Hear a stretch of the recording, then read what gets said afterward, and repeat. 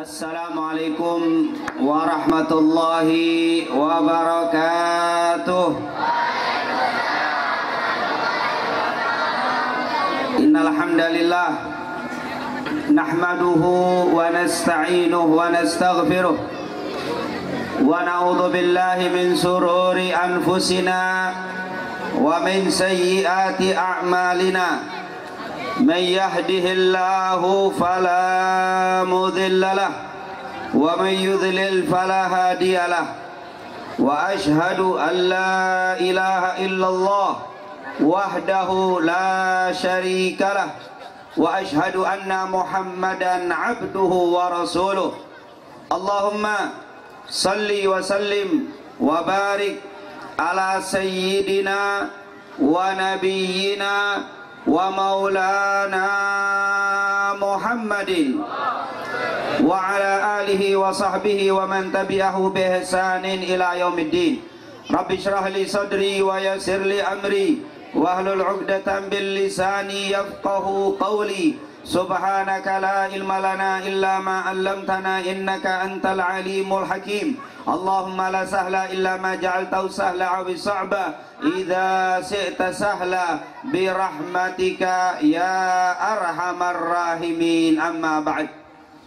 Segala puja dan puji kehadirat Allah, berkat nikmat hidayah dan petunjuknya, alhamdulillah, di malam hari ini kita dapat bersama-sama duduk di tempat yang kita yakini insya Allah dipenuhi dengan rahmat serta berkah dari Allah Subhanahu wa ta'ala. Karena di majelis ini kita bersama-sama membaca kalamullah, membaca kalimat-kalimat thayyibah, dan juga bersalawat kepada Nabi Muhammad sallallahu alaihi wasallam.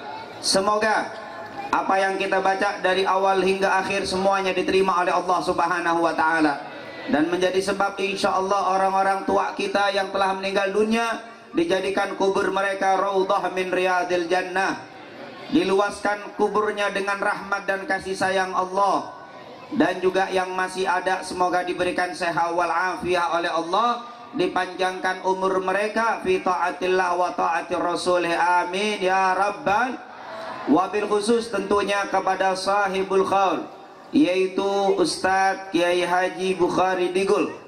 Semoga Allah jadikan kuburnya raudhah min riyadil jannah, amin ya rabbal. Salawat dan salam tidak lupa untuk selalu kita sampaikan, kita haturkan, kita tujukan kepada kekasih kita, junjungan kita, juru selamat kita, Nabi yang terakhir, Rasul penutup, yaitu Nabi Muhammad sallallahu alaihi wasallam, para keluarga, sahabat, tabi'in, serta seluruh umatnya yang selalu beristiqamah mengikuti sunnah-sunnahnya hingga yaumal qiyamah. Kemudian setiap malam Sabtu kita mempelajari hadis Nabi Muhammad sallallahu alaihi wasallam. Insyaallah kita juga malam hari ini membaca satu hadis, dan insyaallah hadis ini menambah kita lebih cinta, lebih dekat kepada Rasulullah sallallahu alaihi wasallam, amin ya rabbal. Ada hadis dalam Sahih Bukhari yang kita tahu Al-Imam Al-Bukhari seorang ulama yang nggak perlu kita ceritain lagi, ini orang nih ulama yang sudah ngetop di dunia dan juga ngetop di akhirat, yaitu Al-Imam Al-Bukhari. Imam Bukhari yang kita kenal namanya Abu Abdullah Muhammad ibn Ismail ibn Ibrahim ibn Mughirah ibn Bardijbah Al-Ju'fi Al-Bukhari, yang wafat dikatakan pada tanggal 15 Syawal tahun 256 Hijriah. Beliau pernah menuliskan sebuah hadis di dalam kitabnya As-Sahih yang kita kenal dengan Sahih Al-Imam Al-Bukhari. Beliau mengatakan, qala haddatsana Ahmad ibn Yunus qala haddatsana Ibrahim ibn Sa'ad an abihi an Humaid bin Abdurrahman an Abdullah bin Amr ibn As radhiyallahu anhuma qala Rasulullah sallallahu alaihi wasallam. Ini hadis kata Al-Imam Al-Bukhari Dulu saya pernah dengar dari guru saya yang bernama Ahmad bin Yunus. Guru saya Ahmad bin Yunus dengar dari gurunya yang bernama Ibrahim ibn Sa'ad. Ibrahim ibn Sa'ad pernah dengar dari gurunya yang juga ayahnya yaitu Sa'ad. Kemudian Sa'ad mendengar dari gurunya yang bernama Humaid bin Abdurrahman. Humaid bin Abdurrahman mendengar dari gurunya yaitu Abdullah bin Amr ibn As, sahabatnya Nabi Muhammad sallallahu alaihi wasallam. Abdullah bin Amr bin Al-As sering kita ketemu dengan beliau, sering kita ceritakan biografi beliau, yaitu Abdullah bin Amr bin Al-As, yang pernah kita katakan seperti dituliskan oleh para ulama, Abdullah ini nggak lama nggak nikah-nikah, lama nggak, sampai bapaknya maksa dia nikah. Jadi dipaksa dia nikahnya, kayak orang sekarang nak menikahnya dipaksa, bener nggak? Maksa penyelonong. Ini Abdullah nikahnya dipaksa sama bapaknya. Kenapa? Karena dia di setiap tawarin nikah nggak mau. Gara-gara keenakan baca Quran, gara-gara ngaji. Subhanallah. 3 hari sekali khatam Quran beliau. Sebelum nikahnya 1 hari sekali khatam Quran nih Abdullah. 1 hari 1 kali khatam. Kayak orang setu. 1 tahun kita bedanya. Bulan Ramadan itu juga empot-empotan, maksain banget biar khatam. Ini 1 malam 1 hari khatam Quran. Kalau ditawarin nikah katanya dia, tidak ada sesuatu yang lebih nikmat yang aku rasakan daripada Al-Quran. Kenikmatan pernikahan nggak jadi menarik untukku. Jadi dibaca Quran terus. Dipaksa nggak mau, dipaksa nggak mau, akhirnya diaduin ke Nabi Muhammad. Diaduin ke Nabi Muhammad, ya Rasulullah, nih anak saya, kata Amr bin As, Abdullah nggak mau nikah, habis baca Quran melulu, 1 hari kali khatam satu. Akhirnya ditegur sama Rasulullah, ya Abdullah, Abdullah, ikutin nih bapakmu, nurut sama bapakmu, jangan ngelawan. Wah, sejak diomongin begitu, nikah, iya nikah, disuruh nikah. Tadinya nggak melawan dia, tapi sejak dibilang sama Nabi, taatin bapakmu. Sejak saat itu setiap dia yang disuruh sama bapaknya ngikut dia. Ini bakti sama orang tuanya luar biasa nih Abdullah ini. Saya pilihin hadis ini karena memang sahabat ini merupakan sahabat yang luar biasa taatnya kepada orang tua. Karena kita malam hari ini khol untuk guru kita, untuk orang tua kita, yaitu Ustadz Haji Bukhari. Insyaallah apa yang dilakukan hari ini, malam hari ini, dicatat oleh Allah yang melakukan ini sebagai tanda bakti mereka kepada orang tuanya. Amin ya Rabbal. Insyaallah kalau hari ini anak-anaknya, cucu-cucunya mengadakan acara seperti ini, mendoakan untuk almarhum Bukhari, untuk almarhum Kiai Haji Ustadz Bukhari, insyaallah nanti kalau anaknya meninggal dikholin juga sama anak cucunya. Amin ya Rabbal. Sejak dibilang ati abakat, akhirnya taat dulu, nikah dicariin perempuan mar'ah jamilah salehah sabirah taqiyah. Waduh, udah lengkap dah, dicariin wanita jamilah, bukan namanya Jamilah. Orang sini ada Jamilah? Ada Jamilah, cantik, solehah. Nama juga, nama saya juga soleha, bukan nama, sifatnya soleh, takiyah, takwa, sobiroh, lagi apa? Sabar. Nikahin, udah nikah, habis nikah selesai. Abdullah dikasih rumah sendiri, dipisahin sama bapaknya. Setelah nikah dikasih rumah sendiri, berdua dah sama istrinya. Arus, apa? Pengantin baru. 2 minggu kemudian bapaknya jenguk si Abdullah. Datang ke rumahnya, si anak lagi kagak ada, yang ada mantunya perempuan. Gimana Abdullah, baik nggak? Gimana anakku, bagus nggak bersikap sama kamu? Istrinya bilang, wallah Abdullah anakmu luar biasa, orangnya ahli ibadah, ahli ibadah. Sampai-sampai udah 2 minggu saya belum dipegang aja kagak. Loh ngapain dia? Tiap malam qiyamul lail baca Quran sampai subuh. 2 minggu, kayak orang sini juga. Kadang-kadang belum hadatnya udah nyerobot. Udah panjur dulu. Subhanallah, nggak disentuh 2 minggu. Tiap malam qiyamul lail sampai subuh. Akhirnya dipanggil, itu hak untuk kamu. Panggil sama Abdullah, sama bapaknya Amr. Abdullah sini, dibawa ke Nabi, dikasih tahu Nabi. Akhirnya Nabi bilang nggak boleh, Bab. Inna li zawjatika 'alaika hak. Abdullah, istrimu punya hak. Kamu nggak boleh begitu. Kamu punya istri, kamu punya hak. Engkau harus berikan haknya dia. Engkau tanya, kecuali malam, ada butuh nggak sama saya? Kalau nggak ada silakan tahajud sampai pagi. Kalau enggak, penuhi kebutuhan istrimu. Oh, itu Nabi Muhammad ngasih tahu. Hafiz ya Rasulullah, aku nggak bisa tahan kalau malam nggak baca Quran. Ya Allah, kalau nggak baca, malu kita kalau baca cerita ini kan. Malu sama kita sendiri. Ya Rasul, saya nggak bisa kalau nggak baca Quran. Baca Quran, kata Nabi, sebulan sekali. Sebulan khatamin. Ya Rasulullah, sebulan sekali khatam. Wallahi aku tidak akan kuat khatam sebulan sekali. Aku tidak kuat ya Rasulullah. Tapi kalau begitu 2 minggu sekali, nggak kuat ya Rasulullah. Wah, nggak kuat. Kalau kita sebulan nggak kuat, setahun kalau bisa. Cepat banget sebulan. Sebulan nggak kuat ya Rasulullah. Sebulan aku nggak bisa kalau khatam Quran hanya sebulan sekali. Kalau begitu 2 bulan, 2 minggu sekali, nggak kuat ya Rasulullah. 2 minggu nggak sekali. 10 hari nggak kuat.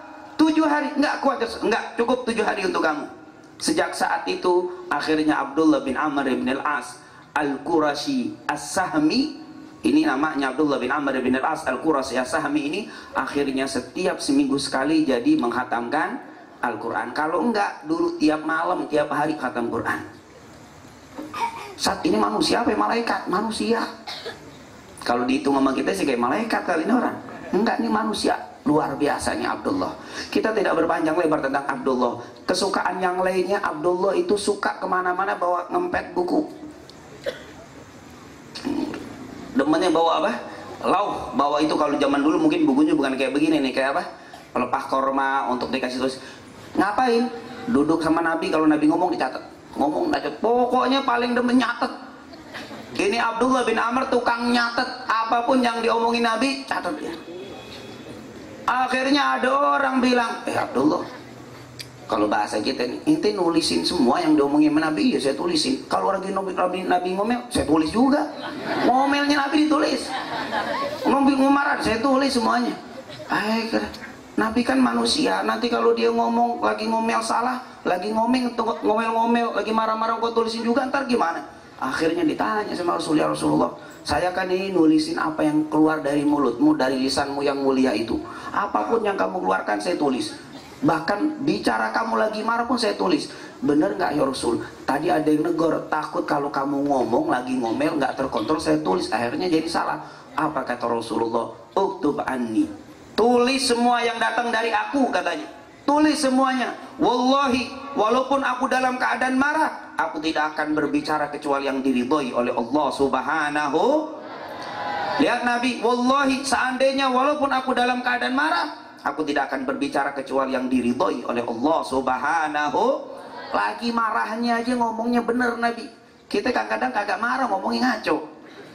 Gimana marah? Makanya kata Nabi, idza ghadiba ahadukum falyaskut, kata Rasulullah dari riwayat Imam Ahmad. Kalau lagi marah mendingan gak usah ngomong, karena kalau ngomong kadang-kadang ngaco lagi marah. Nabi kalau marahnya dia nggak ngaco.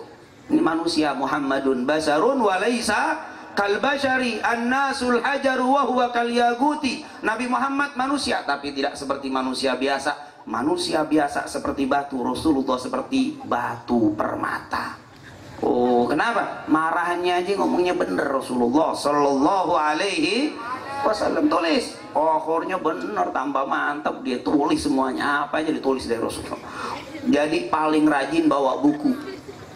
Kayak kita nih kalau ngaji rajin bawa. Tapi Imam Bukhari terbalik, nggak ngikutin Anas, nggak ngikutin Abdullah. Imam Bukhari paling malas bawa buku kalau ngaji. Imam Bukhari nggak pernah belajar bawa buku. Pernah ada yang ngaji gak bawa buku, temennya pada baca, ustadznya ngomong hadatsan ditulis, Imam Bukhari diam aja. Pas sekali waktu diledekin Muhammad bin Ismail, ini Imam Bukhari.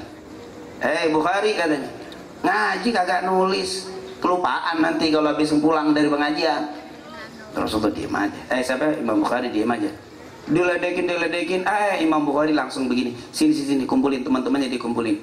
Ayo, saya pengen ngebacain apa yang diomongin sama guru kita 10 tahun yang lalu. Saya bacain apa yang ditulis oleh guru saya 10 tahun yang lalu. Engkau simak, mana catatan kamu 10 tahun? Simak, dia baca dari awal sampai akhir. Akhirnya teman-temannya nyimak, membenahi tulisan-tulisan 10 tahun yang lalu dari perkataan Imam Al-Bukhari. Wih, pantas gak bawa buku, kayak komputer, masuk semuanya, nggak ada hangnya. Komputer error, hilang semuanya filenya, gak masuk. Subhanallah, ini Imam Al-Bukhari. Makanya orang kadang-kadang ledekin Imam Bukhari, tapi filenya lebih kuat daripada yang ditulis sama sahabat-sahabatnya. Tapi Abdullah nggak nulis, dia nulis sampai akhirnya hafidtu minan nabi alfa mathal. Aku sudah hafal dari Nabi 1000 perumpamaan. Rasulullah ngomong, jadi masal-masal perumpamaan yang pernah disebutkan sama Nabi dia hafal 1000 karena tertulis deh. Makanya kata Abu Hurairah, hadis aku kalah banyaknya dengan Abdullah bin Amr bin al-As. Fa innahu yaktub wa ana la aktub. Dia nulis, saya nggak nulis, dia lebih banyak katanya. Ini Abdullah bin Amr ibn As. Kalau ibadahnya lebih banyak nangisnya daripada ketawanya. Syadidul buka. Ini Abdullah bin Amr nangis melulu. Apalagi kalau baca hadis, dia baca hadis pernah seguk-segukan sampai pingsan gara-gara baca hadis. Katanya di dalam hadis yang dia baca, idza ukhrija ahlun nari, apabila dikeluarkan penduduk neraka. Ini kalau orangnya dimasukin ke neraka, dicelupin, kemudian kemudian dikeluarkan. Ila ahlil ardi, ditunjukin kepada penduduk bumi, lamata. Ini saya penduduk bumi bakalan mati. Min kubhihi wa nathirihi, katanya. Kata Rasulullah, seandainya orang yang dicelupin ke neraka kemudian diangkat, ditaruh di atas muka bumi, orang bakalan mati. Kenapa mati? Karena ngelihat bentuk muka orang itu serem setelah dicelupin ke neraka. Dan baunya lebih bau daripada bangkai yang terbau. Orang itu kalau ngelihat penduduk bumi yang dicelupin, dia ngelihat begitu pada mati semuanya. Karena seremnya orang yang masukin itu dicelupin tuh, bukan menjadi bahan bakarnya, baru apa? Ya ayyuhalladzina amanu taqullah. Kalau kita disuruh bertakwa kepada wattaqun narol lati waquduhan nasu wal, belum jadi bahan bakarnya tapi baru dicelupin doang. Nih orang dicelupin, plek, diangkat, ditaruh di bumi, orang pada mati gara-gara bau dan seremnya tuh tampangnya. Subhan. Baca hadis itu, Abdullah bin Amr bin As nangis sampai dia pingsan. Nangisnya sampai padahal ibadahnya kayak tadi tuh 7 hari sekali khatam Quran. Nangis kayak begitu, kita kagak pernah nangis dan cerita neraka. Insya Allah kita ini memang amalnya jauh dari para sahabat, tapi insya Allah bermodalkan cinta, kita berusaha insya Allah mencintai para sahabat sehingga nanti kita akan dikumpulkan oleh Allah bersama orang yang kita cintai. Amin ya Rabbal Amin. Abdullah bin Amr bin al-As tentunya terlalu panjang untuk kita ceritakan, dan beliau ini yaitu Abdullah bin Amr bin As Al-Qurasi As-Sahmi. Beliau masuk Islam lebih dulu daripada bapaknya. Bapaknya Amr bin As, bapaknya kalah masuk Islam di luar dia. Makanya kata para ulama, Abdullah dengan Amr bin As kebanyakan mengatakan Abdullah lebih mulia daripada Amr, padahal bapaknya adalah Amr. Dia adalah Abdullah, anaknya lebih mulia dan lebih pintar daripada bapaknya karena memang dia masuk Islam duluan. Dan Abdullah ini beda sama bapaknya, umurnya cuma 12 tahun. Anak sama bapak bedanya umur 12 tahun. Berarti bapaknya nikah umur berapa itu? Ya 11-12 tahun nikah bapaknya. Muda nikah anaknya. Jadi anak kalau jalan hampir sama bapaknya, kayak sohib. Nah kayak temen katanya, bapak sama anak jalan hampir sama, katanya cuma beda 12 tahun umurnya.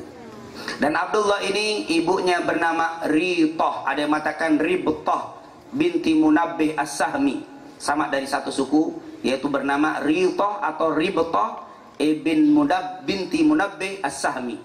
Dan Abdullah ibn Amr ibn al-As Al-Qurasi As-Sahmi ini meninggal dunia pada tahun 65 Hijriyah. Kita tidak berpanjang lebar, insya Allah nanti ketemu lagi sejarah tentang Abdullah. Kita akan ceritakan bagaimana nasihat-nasihat beliau yang luar biasa disebutkan para ulama di dalam kitab-kitab mereka yang begitu indah. Intinya Abdullah bin Amr bin Al-As dia pernah mendengar dari junjungan kita Nabi Muhammad sallallahu alaihi wasallam. Kata Abdullah bin Amr bin Al-As, qala Rasulullah sallallahu alaihi wasallam. Apa kata Rasul? Inna min akbaril kabairi, inna min akbaril kabair, inna sesungguhnya min akbaril kabair, min diantara dari akbaril kabair, dosa terbesar dari dosa-dosa besar. Tuh, sungguh diantara dosa terbesar dari dosa-dosa besar. Jadi dosa besar zina, ninggalin sholat, ini itu banyak dosa besar. Al-Imam Ibnu Qayyim menyebutkan ada sekitar 36 dosa besar. 36 dosa besar. Dan diantara dosa besar yang terbesar setelah syirik tentunya, setelah syirik kepada Allah adalah ini dia yang disebutkan oleh Abdullah ibn Amr ibn Al-As, yang beliau langsung dengar dari junjungan kita Nabi Muhammad sallallahu alaihi wasallam. Apa kata Rasulullah? Inna min akbaril kabair, sungguh di antara dosa terbesar daripada dosa-dosa besar. Ini hati-hati nih. Ini kalau kita terjadi, kita melakukan ini, berarti kita melakukan dosa yang sangat-sangat besar. Apa itu? Ayyasubba atau an yasubbar rajulu walidayhi. Inna min akbaril kabairi an yasubbar rajulu walidayhi. Di antara dosa terbesar, di antara dosa-dosa besar, ayyasubbar rajulu, seseorang yasub.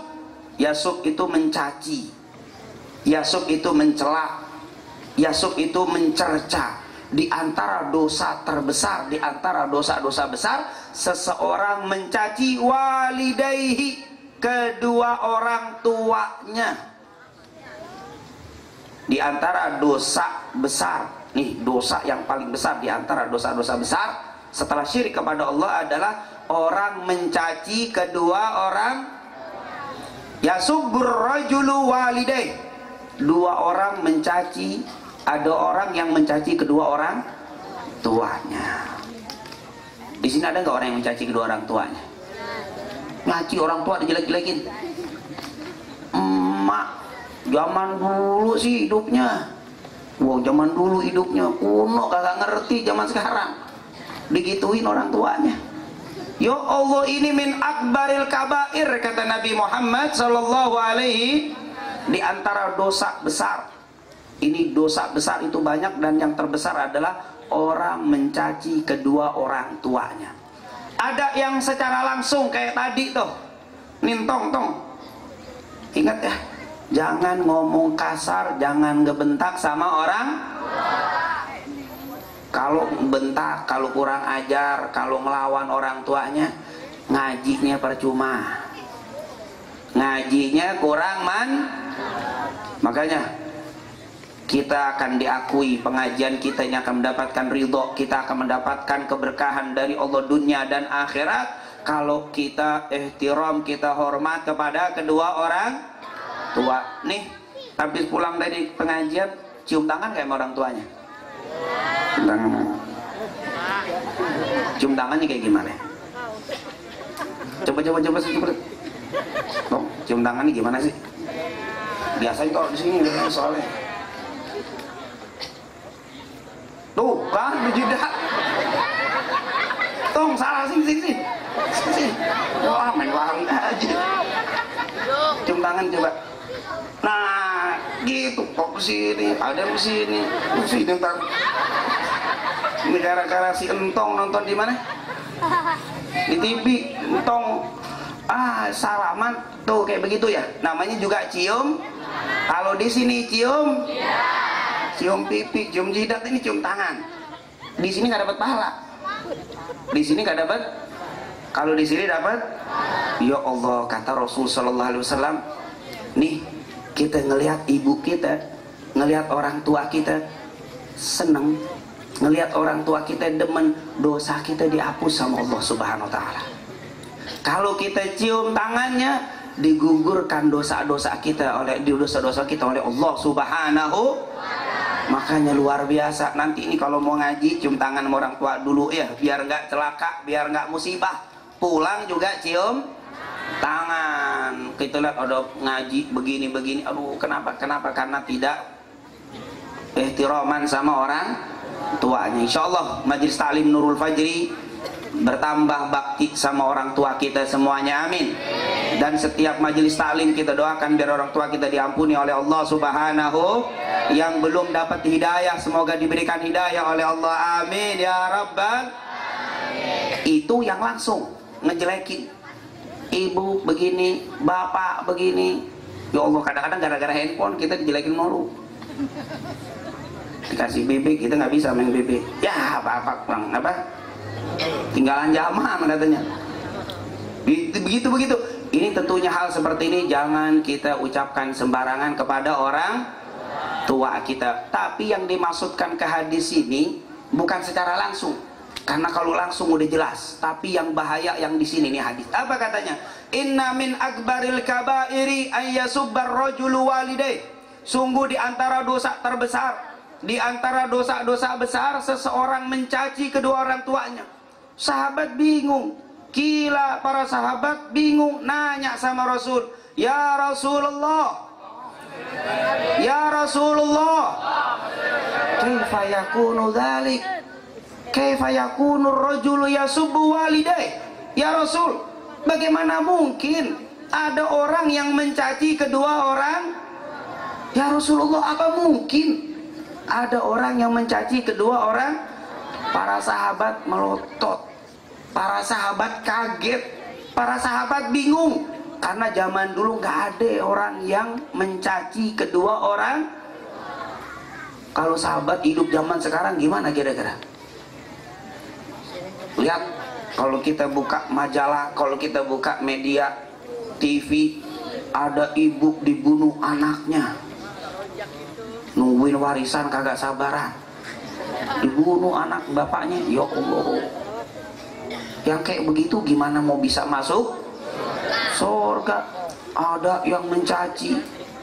Ya Allah, itu para sahabat kaget. Ya Rasul, emang ada orang yang mencaci kedua orang tuanya? Karena zaman dulu tidak ada. Ustadz, dulu Alqomah ada. Oh, Alqomah jangan salah cerita. Yang pertama, riwayat Alqomah kata para ulama dhaif dari segi sanadnya. Tapi taruhlah kita berbicara ini sanad dhaif tapi ceritanya ma'ruf, cerita terkenal, disebutkan oleh Al-Imam Mundhiri dalam kitabnya At-Targhib wa Tarhib. Taruhlah kita anggap ini cerita ada, tetapi Al-Imam Ibnu Hajar Al-Asqalani mengatakan Alqomah ini, Alqomah yang mana yang durhaka sama orang tuanya? Ibnu Hajar sendiri meragukan kesahihannya. Tapi taruhlah kita anggap ini cerita sahih, tapi Alqomah yang dulu ceritanya yang mengucapkan la ilaha illallah di akhir hayatnya nggak bisa, gara-gara durhaka. Jangan dibayangin durhaka nyaci ibunya. Jangan dibayangin ini Alqomah mencaci, mencela, mencerca, melaknat orang tuanya, bukan. Cuman gara-garanya Pak, dikatakan di dalam sejarah, kalaupun riwayat ini kita anggap benar, itu dulu Alqomah ini anak yang sangat berbakti sama ibunya, orang yang ahli ibadah. Setelah dia nikah dengan wanita yang luar biasa cantiknya, tentunya dia sayang sama istrinya.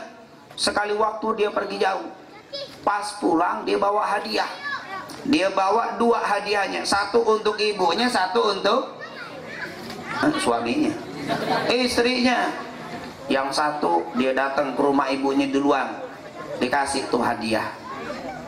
Pulang dia pergi ke rumahnya, dikasih satu lagi untuk istrinya. Ibunya girang, dikasih hadiah sama Alqomah, dibuka, pas dibuka ternyata ya Allah kain, baju, girang ibunya. Alhamdulillah girang dikasih sama Alqomah. Istrinya waktu buka, dilihat bahannya, bajunya kurang begitu bagus. Istrinya ini nggak salah nih, dimurin kayak begini kata. Kata si Alqomah, astagfirullah, salah ngirim kita. Ini untuk ibu, yang punya kamu ada di ibu. Diambil lagi tuh kainnya, dibawa langsung ke rumah ibunya. Totok, assalamualaikum bu, maaf, ini hadiahnya ketukar. Yang ini punya ibu, yang ini punya istri saya, diambilin lagi. Ibu ngelihat, ya Allah ternyata bahannya lebih jelek dari yang tadi. Kecewa ibunya, itu saja susah ngucapin la ilaha. Cuman begitu doang ibunya, ya Allah Alkomah kok lebih sayang sama istri, kok ibu dikasih yang kayak begini, istrinya yang tadinya girang jadi sedih. Itu saja ngucapin la ilaha illallah susah di akhir hayatnya. Bagaimana dengan yang lebih dari itu? Subhanallah. Makanya kita selalu berdoa kepada Allah Subhanahu wa taala, semoga orang-orang tua kita selalu memberikan ridho kepada kita. Semoga hati mereka membuka hatinya untuk memberikan maaf kepada kita apabila kita punya salah.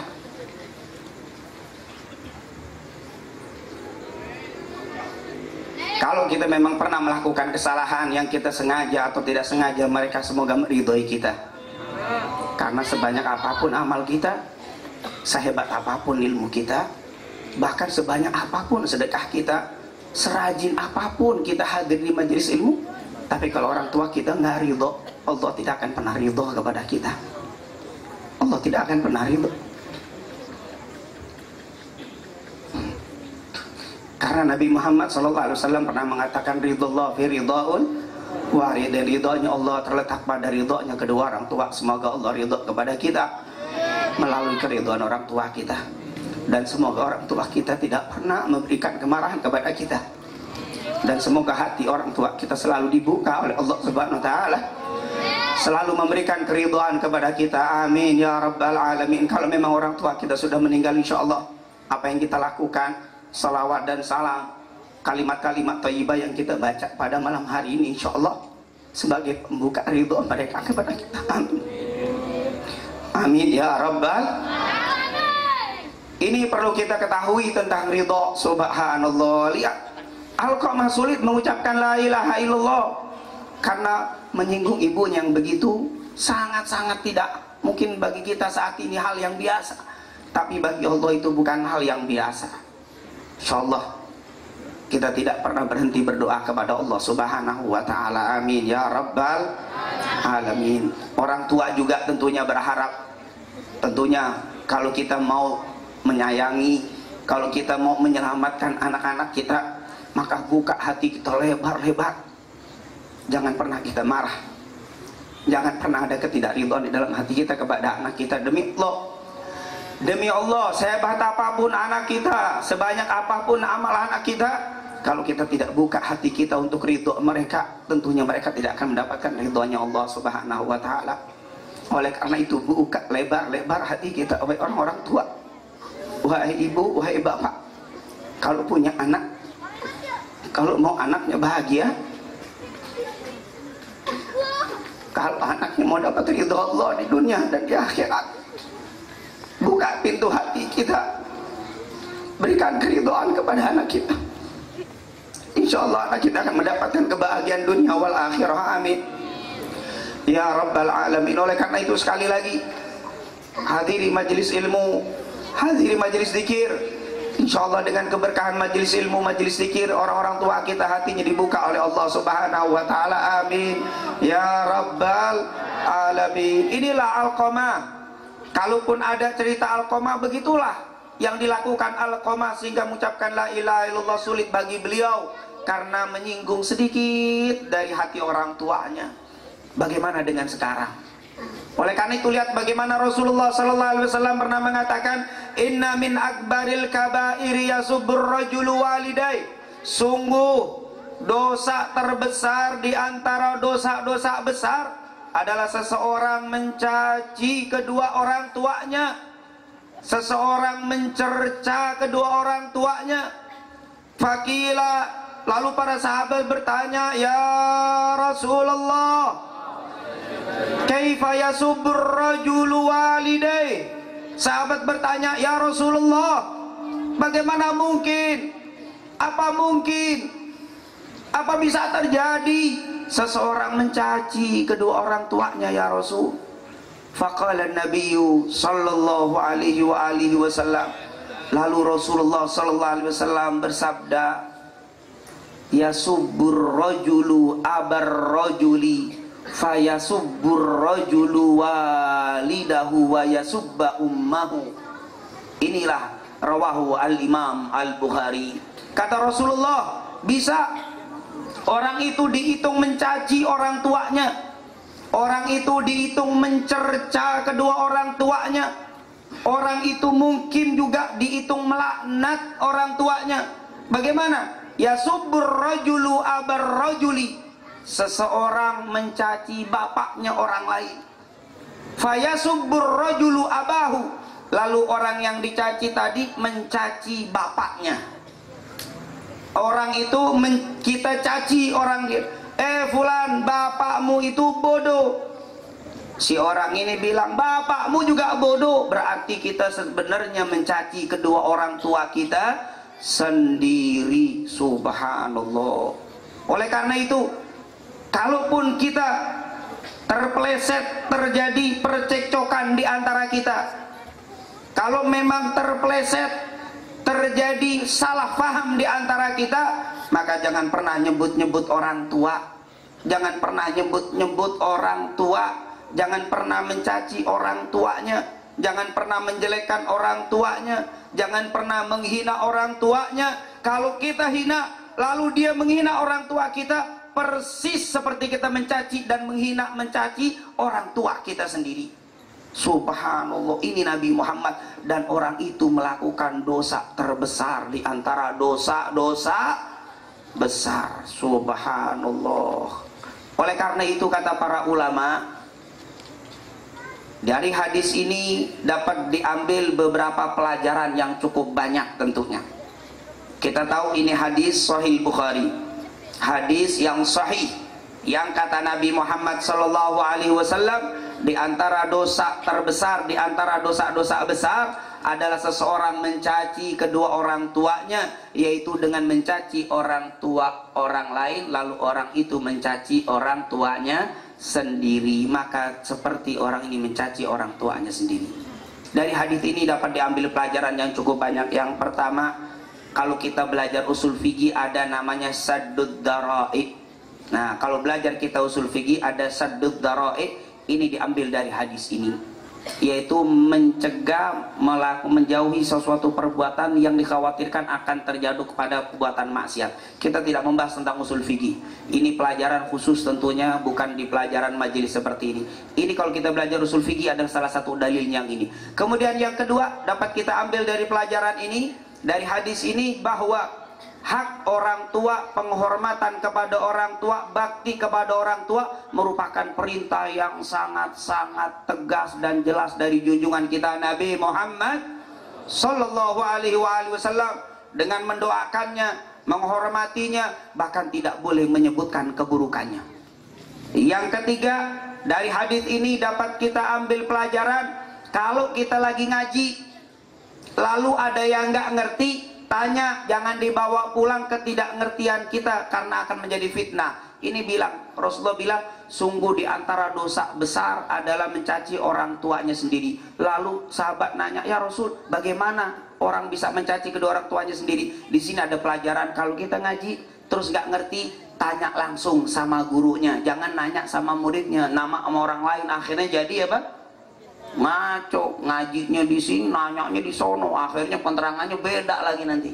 Nah, di sini pentingnya kita bertanya kepada guru kalau kita tidak faham. Ini pentingnya majelis ilmu. Coba kita ngaji lewat buku, baca doang, nggak faham, bingung kita. Di sini menunjukkan pentingnya majelis ilmu. Insya Allah kita diberikan sehat wal afiyah oleh Allah, diberikan istiqamah bisa hadir di majelis ilmu dan majelis dzikir. Amin ya rabbal alamin. Dan yang terakhir, di dalam hadis ini kata para ulama menunjukkan begitu besarnya dosa orang yang menyakiti kedua orang tuanya. Sekali lagi, semoga pertemuan yang sangat singkat ini mendapatkan keberkahan dan keridhaan dari Allah Subhanahu wa taala, dan semoga dengan kemurahan, dengan kemuliaan majelis ilmu, dengan kemuliaan majelis dzikir, majelis sholawat ini, orang-orang tua kita semuanya diampuni oleh Allah Subhanahu wa taala, dijadikan kubur mereka yang telah meninggal dunia raudhah min riyadil jannah, dijadikan kubur mereka luas dengan rahmat dan kasih sayang Allah Subhanahu wa taala. Dan yang masih ada semoga diberikan sehat wal afiyah, diberikan panjang umur, diberikan istiqamah dalam mengikuti jejak langkah Nabi kita Nabi Muhammad sallallahu alaihi wasallam. Dan apabila ada di antara mereka yang hendak dipanggil oleh Allah, insyaallah tidak dipanggil kecuali dalam keadaan husnul khatimah, kecuali dalam keadaan husnul khatimah, kecuali dalam keadaan husnul khatimah. Dan kita mohon kepada Allah, semoga keluarga kita semua dijadikan keluarga yang sakinah, mawaddah, warahmah. Anak-anak kita semuanya insya Allah dijadikan anak yang saleh dan saleha, dipanjangkan umur mereka fi taatillah wa taati rasulih wa baran liwalidayh. Dan semoga kita tidak meninggalkan tempat ini kecuali semua hajat kita dikabulkan oleh Allah Subhanahu wa taala. Semua kesulitan kita diangkat oleh Allah Subhanahu wa taala. Tidak ada dosa yang pernah kita lakukan baik disengaja atau tidak disengaja. Perbuatan dosa dengan berkaitan dengan perkataan atau perbuatan kita, semoga semuanya dibersihkan dan diampuni oleh Allah Subhanahu wa taala. Dan tidak ada di antara kita dan keluarga kita yang sedang sakit kecuali semoga diangkat penyakitnya oleh Allah Subhanahu wa taala. Penyakitnya dijadikan sebagai penggugur dosa-dosanya, penyakitnya dijadikan pengangkat derajatnya. Dan insya Allah kita tidak keluar dari tempat ini kecuali semua hajat kita dikabulkan oleh Allah Subhanahu wa taala. Amin amin ya rabbal. Dan insya Allah kampung ini malam ini terganggu sampai setengah 12. Rame, biasanya jam 10 di sini habis sepi, cuman ada suara jangkrik. Tapi ini malam suara hadroh rame, solawat rame. Tapi insya Allah diganti oleh Allah dengan rahmat dan ampunan Allah. Kampung ini insya Allah diturunkan keberkahan oleh Allah. Kampung ini insya Allah dijauhkan dari bala, dijauhkan dari fitnah, dijauhkan dari berbagai macam musibah. Dan insya Allah penduduk sekitar sini mendapatkan taufik hidayah dari Allah Subhanahu wa taala, diberikan istiqamah sampai akhir hayat mereka bertemu dengan junjungan kita Nabi Muhammad sallallahu alaihi wasallam. Afdalu ma qultu ana wan nabiyyuna min qabli, la ilaha illallah.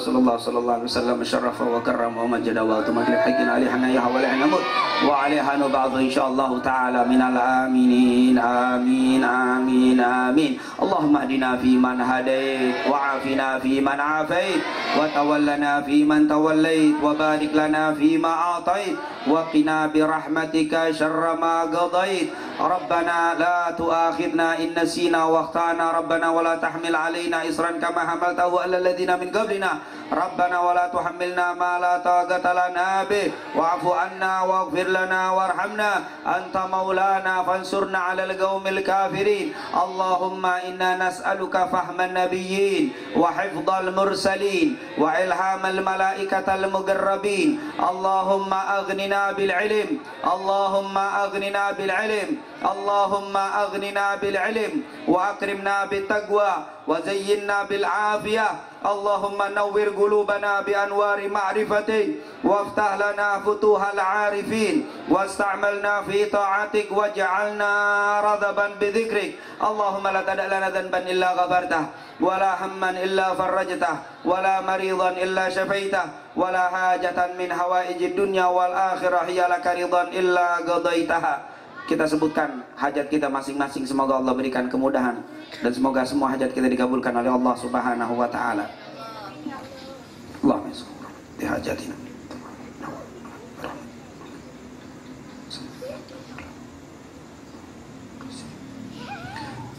Allahumma arham umat Sayyidina Muhammad. Allahumma astur umat Sayyidina Muhammad. Allahumma jbur umat Sayyidina Muhammad. Allahumma aslih umat Sayyidina Muhammad. Allahumma rfa'an umat Sayyidina Muhammad. Allahumma ja'alna min khiyari ummati Sayyidina Muhammad. Allahumma ja'alna min khiyari ummati Sayyidina Muhammad. Allahumma ja'alna min khiyari ummati Sayyidina Muhammad. Wa sallallahu ala Sayyidina Muhammadin wa ala alihi wa sahbihi wasallam. Walhamdulillahi rabbil alamin. Lebih kurangnya billahi taufiq wal hidayah. Assalamualaikum warahmatullahi wabarakatuh.